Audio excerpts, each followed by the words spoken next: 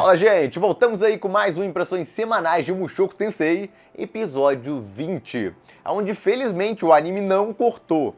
Um negócio que a adaptação em mangá decidiu cortar, sei lá por quê, como eu vou mostrar pra vocês nesse vídeo. E como sempre, quem puder, apoie o canal, vire membro. Você ganha um bando de vídeos extras aí, tem mais de 400 acumulados e toda semana eu lanço mais 4 a 5 novos. Tem uma variedade enorme de conteúdo para tudo que é gosto e, claro, o mais importante é que você vai estar apoiando mais ainda o meu trabalho, então quem já é membro, muito obrigado. E quem não puder, sem problema, só dá um like aí, que já dá uma baita de uma ajuda, compartilhe o vídeo, se inscreva no canal e aperte aquele sininho para não perder nenhum vídeo.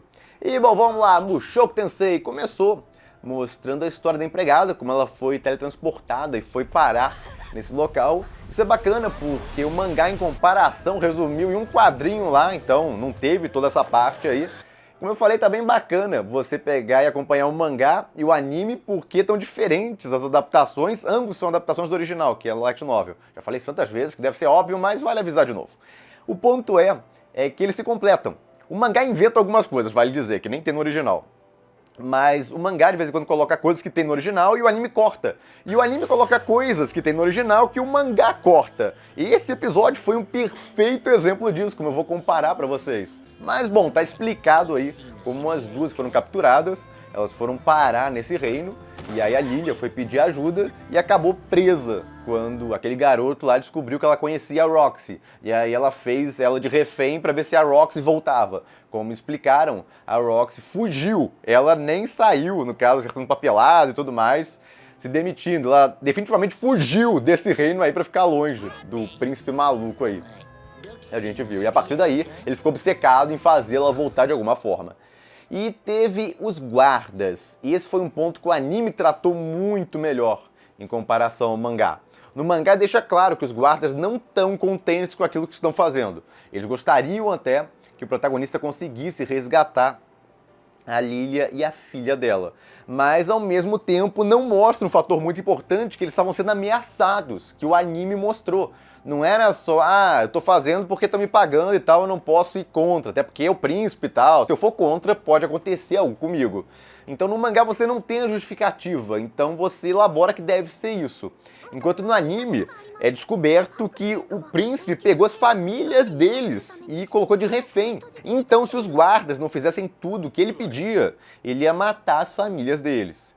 Então já fica bem mais pesado e tensa a situação ali. É uma coisa que eu vi alguns reclamarem, que na versão em mangá, embora tenha mais ação com certeza, porque o Rudeus não é preso naquele local lá, a Aisha avisa ele, como eu expliquei lá no vídeo anterior de análise, a Aisha avisa ele, então ele já vai preparado, ele vai junto com a Ares, inclusive, tem ação, luta, etc. E continua aí a fuga deles nesse episódio, eles já pegam a Lilia, eles estão com a Aisha junto também, e vão tentar sair do castelo depois de pegar ela. Enquanto aí o protagonista está preso ainda, ele fica um tempão preso lá, é totalmente diferente a dinâmica. O anime tenta deixar mais parecido com o original, embora corte alguma coisinha aqui e ali, já vale dizer. Ele não é aquele negócio super fiel, ele corta bastante coisa, mas ele tenta deixar o que ele considera mais relevante. O mangá coloca algumas coisas que tem no original mesmo, mas que por algum motivo o anime cortou, não dá tempo e tal, o roteirista não achou tão relevante assim. Nesse episódio, por exemplo, tem uma cena que eu vou detalhar do mangá que o anime decidiu cortar.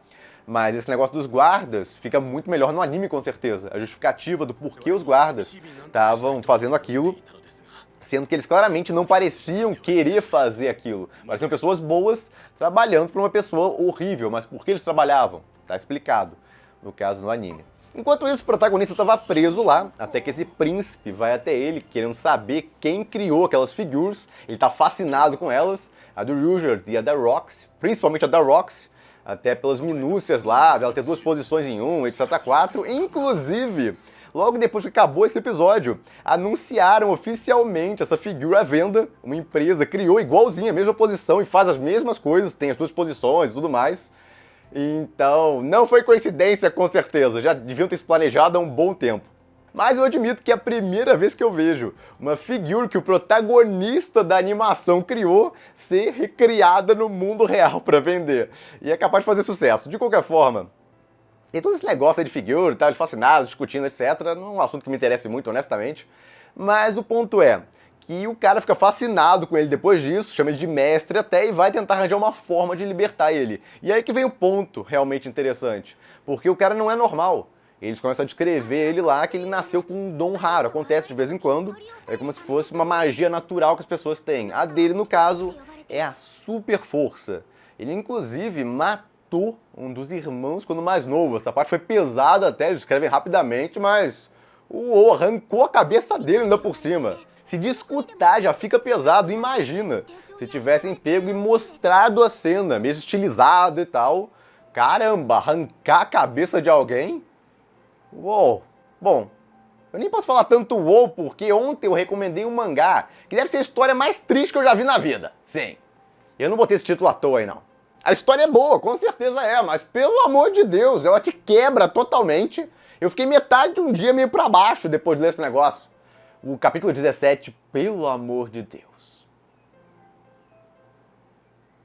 Tava triste, tá, mas eu tava levando. Aí chegou o capítulo 17, aí me quebrou. Eu quase parei de ler ali. Nossa senhora. Bom, membros, tá liberado pra vocês aí, eu lancei ontem o vídeo. Recomendei um outro também, que é bem mais pra cima, inclusive. Recomendo ler o triste primeiro, e aí depois você lê o outro que é mais alegre, tá? Pra você dar umas risadas, tentar se recuperar da depressão que esse mangá maluco aí vai te dar. Maluco não, a história é bem realista até em vários aspectos, mas nossa senhora. Bom, voltando pra Mushoku Tensei, voltando pra assuntos alegres. Pô, Marco, o cara arrancou a cabeça do irmão dele, não é muito alegre isso. Olha, é mais alegre do que esse mangá que eu comentei, porque pelo amor de Deus. Ele entrou até no meio do vídeo aqui porque o negócio tá na minha cabeça até agora. Mas bom, o cara vai lá, ameaça o irmão e tal, que vai matar ele se ele não libertar o protagonista, e ele acabou conseguindo ser solto no fim das contas. Embora a cena que mais chamou atenção, eu creio que foi essa. Muita gente, inclusive, deve ter gostado desse personagem exatamente por causa dessa cena. Ele quebrando o braço do irmão imbecil dele e o cara gemendo de dor ali. Foi, bom, particularmente prazeroso. Eu até voltei essa cena mais de uma vez. Eu não sei vocês. E, bom, no mangá é mais aventuresca a situação, porque eles correm com a Lilia, a Aisha de lá, e aí o protagonista e a Ares lutam com os guardas ali pra tentar barrar eles enquanto os outros fogem. Então tem mais ação ainda, teria muito mais ação na verdade se seguissem o modelo do mangá, que como eu falei foi inventado. O mangaka achou que essa parte era muito parada e tentou recriar de uma forma mais movimentada. Alguns vão gostar e outros não. Se vocês olharem um vídeo que eu fiz na semana passada, comparando as duas versões, vocês vão ver um bando de gente dizendo que prefere a versão do mangá e um bando de gente dizendo que prefere a versão do anime. Quem tá certo? Não tem certo e errado. É o seu gosto. Não briguem por isso, pelo amor de Deus. Então, se você gostou mais da versão do anime, de boa. Gostou mais da versão do mangá? Ok também. Os dois lados podem ser felizes, não tem motivo pra brigar. As pessoas hoje em dia estão doidas pra brigar por opinião, é o negócio mais idiota que eu já vi. Mas eu gostei da ideia de acrescentar mais ação na coisa toda. O problema é que deixou bem humorado demais, tem umas comédiazinhas no meio e tal. Eu preferi uma situação mais tensa, uma pegada mais tensa, mas colocar as partes de ação lá, a ideia de ação que o mangá teve. Fica mais divertido, assim, em termos de entretenimento mesmo. Mas sem cortar esse negócio dos guardas, por exemplo, terem as famílias deles capturadas lá pelo príncipe, sendo ameaçados por isso e tudo mais. Isso era importante ter ali, dar mais seriedade à situação. Eu só não gostei de terem cortado. E, bom, os dois príncipes acabaram exilados no fim das contas. Um deles tentou matar o outro, então óbvio que ia receber um castigo. E aquele outro filho da mãe lá fez aquilo com a família dos guardas, a Aisha, a Lilia, etc. Então foi castigado também pelo responsável por eles. E o protagonista, no fim das contas, conseguiu resgatar aí a empregada e a irmã, que tem um complexo de inferioridade que o anime não mostrou. O anime ignorou completamente. Ela, como é filha da amante, ela se considera inferior à filha da mulher, que no caso o Paul tá casado. Então ela tem todo esse complexo e tal, que não ligam tanto pra ela, que não iriam resgatar elas.